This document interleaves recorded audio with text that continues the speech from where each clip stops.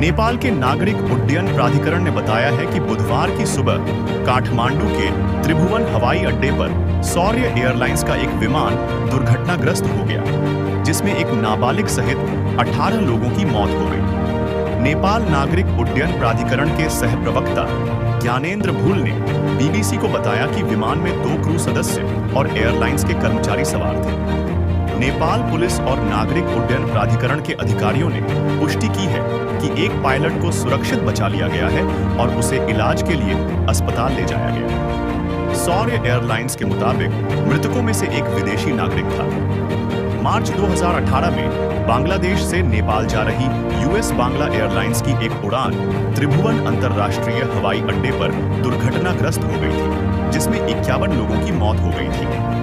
प्राधिकरण ने प्रेस विज्ञप्ति जारी की है, जिसमें बताया गया है कि शौर्य एयरलाइंस की CRJ-7 रैजी 9 नेम उड़ान ने स्थानीय समयानुसार सुबह 11 बजे काठमांडू से पोखरा के लिए उड़ान भरी और उड़ान भरते ही दाईं ओर मुड़ गया और रनवे के पूर्व की ओर दुर्घटनाग्रस्त हो गया। बचाव कार्य तुरंत शुरू कर दिया गया।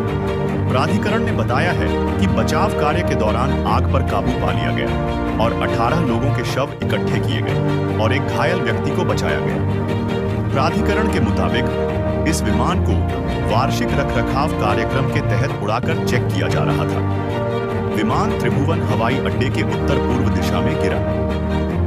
त्रिभुवन अंतरराष्ट्रीय हवाई अड्डे के प्रमुख ने बताया है कि शुरुआती आकलन से पता चला है कि काठमांडू से पोखरा के लिए उड़ान भरने वाला विमान गलत दिशा में मुड़ गया था।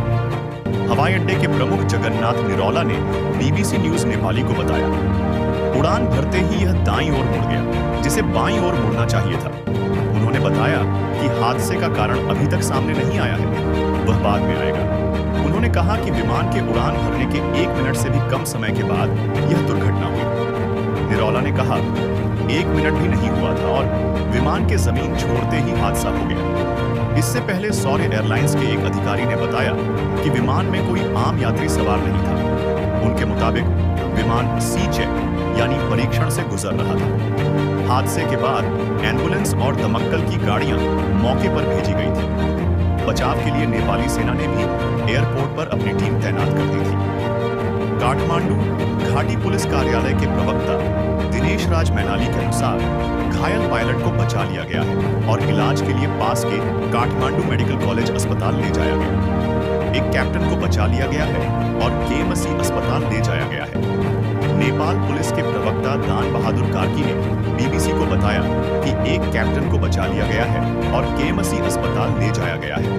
उन्होंने बताया कि घायल पायलट की आंखों और माथे पर चोट लगी है और वह सुरक्षित है। उनके मुताबिक कुछ शवों को महाराजगंज के त्रिभुवन यूनिवर्सिटी टीचिंग हॉस्पिटल भेजा गया है। दुर्घटना के कुछ क्षण बाद रनवे के पास धुएं के गुबार की तस्वीरें सोशल मीडिया पर सामने आई हैं। दुर्घटनाग्रस्त विमान में सवार सभी लोग शौर्य एयरलाइंस के सदस्य थे। नेपाल नागरिक उड्डयन प्राधिकरण के मुताबिक मृतकों में एक बच्चा भी शामिल है। शुरुआत में शौर्य एयरलाइंस ने जानकारी दी थी कि केवल पायलट और 17 लोग ही उसके कर्मचारी थे। मीडिया में छपी खबर के मुताबिक बच्चा एक कर्मचारी का बेटा है जो अपनी पत्नी के साथ उसी विमान में सवार हुआ था। शौर्य एयरलाइंस के बयान के मुताबिक कर्मचारियों में से एक विदेशी नागरिक है। शौर्य एयरलाइंस के उप महाप्रबंधक उमेश आचार्य के मुताबिक वह यमन का नागरिक है और इंजीनियर के पद पर कार्यरत था।